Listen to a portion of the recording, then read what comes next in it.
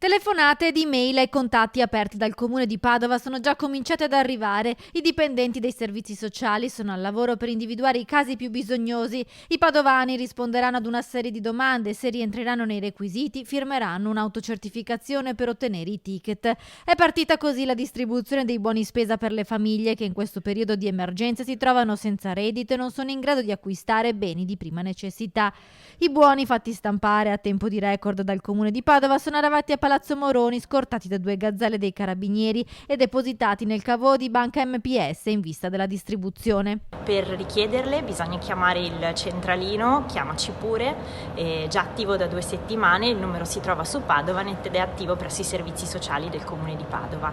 E abbiamo diviso le risorse in 100 euro per un nucleo di una persona, 200 euro per 2 persone, 300 euro per 3 persone e così via per 2 settimane. I buoni spesa sono a tutti gli effetti dei valori. La Guardia di Finanza ha cautelato con un sigillo di Stato i cliché in zinco utilizzati per una particolare stampa in rilievo che ne impedisce la contraffazione.